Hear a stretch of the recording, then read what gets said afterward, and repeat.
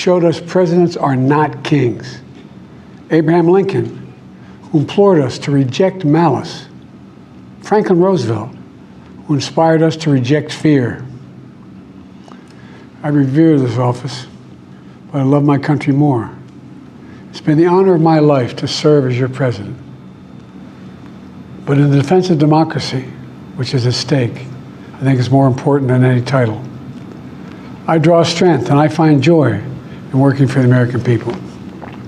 But this sacred task of perfecting our union is not about me. It's about you, your families, your futures. It's about we, the people. And we can never forget that. And I never have. I've made it clear that I believe America is at an inflection point. One of those rare moments in history when the decisions we make now will determine our fate of our nation and the world for decades to come. America's going to have to choose between moving forward or backward, between hope and hate, between unity and division. We have to decide, do we still believe in honesty, decency, respect, freedom, justice, and democracy? In this moment, we can see those we disagree with not as enemies, but as fellow Americans. Can we do that? Does character in public life still matter? I believe I know the answer to these questions because I know you, the American people. And I know this: we are a great nation because we are good people. When you elected me to this office, I promised to always level with you, to tell you the truth. And the truth, the sacred cause of this country, is larger than any one of us. And those of us who cherish that cause, cherish it so much, a cause of American democracy itself, must unite to protect it. You know, in recent weeks, it's become clear to me that I need to unite my party in this critical endeavor. I believe my record as president, my leadership in the world, my vision for America's future, all merited a second term. But nothing can come in the way of saving our democracy. That includes personal ambition. So I've decided the best way forward is to pass the torch to a new generation. That's the best way to unite our nation. You know, there is a time and a place for long years of experience in public life. But there's also a time and a place for new voices, fresh voices, yes, younger voices.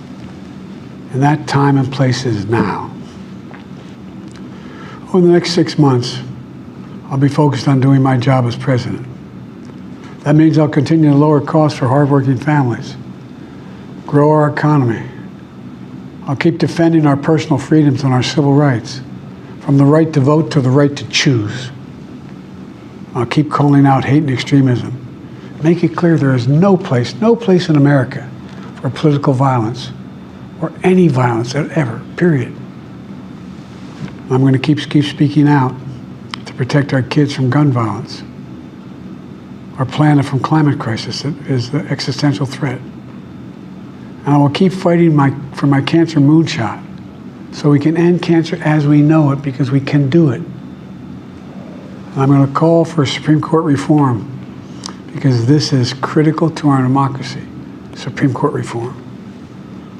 You know, I will keep working to ensure America remains strong and secure and the leader of the free world. I'm the first president in this century to report to the American people that the United States is not at war anywhere in the world.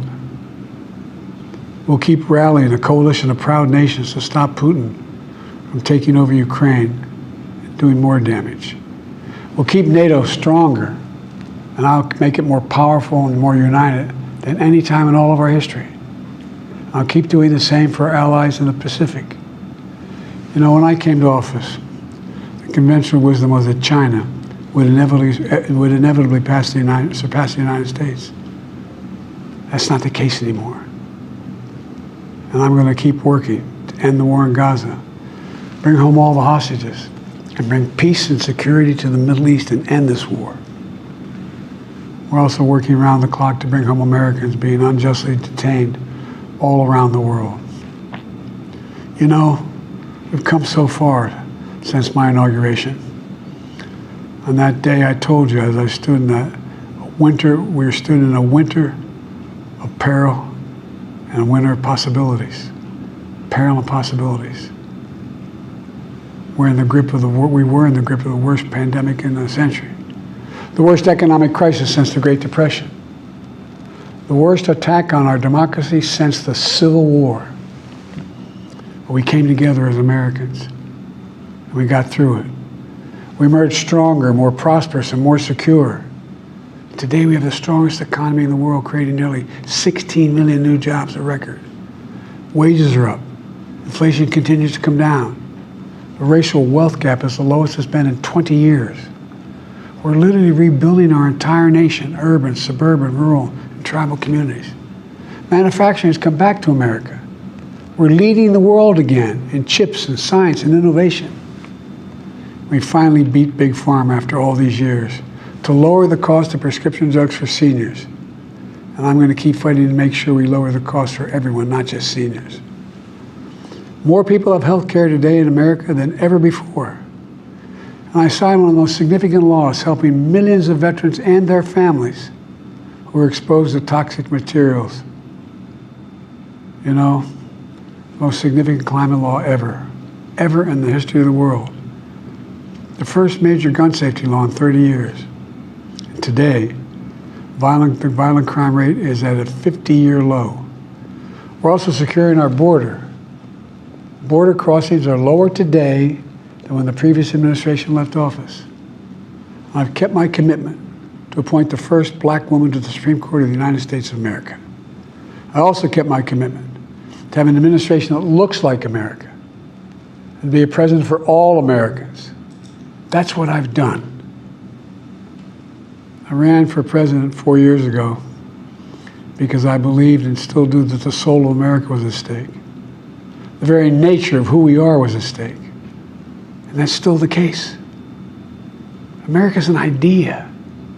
An idea stronger than any army, bigger than any ocean, more powerful than any dictator or tyrant. It's the most powerful idea in the history of the world. That idea is that we hold these truths to be self-evident.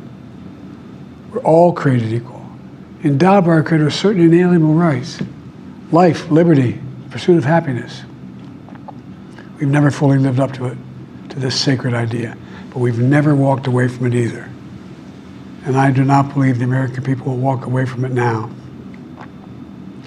In just a few months, the American people will choose the course of America's future. I made my choice. I've made my views known. I would like to thank our great Vice President Kamala Harris. She's experienced, she's tough, she's capable. She's been an incredible partner to me and a leader for our country. Now the choice is up to you, the American people. When you make that choice, remember the words of Benjamin Franklin hanging on my wall here in the Oval Office, alongside the busts of Dr. King and Rosa Parks and Cesar Chavez. When Ben Franklin was asked, as he emerged from the convention going on, whether the founders have given America a monarchy or republic, Franklin's response was, a republic, if you can keep it. A republic, if you can keep it. Whether we keep our republic is now in your hands.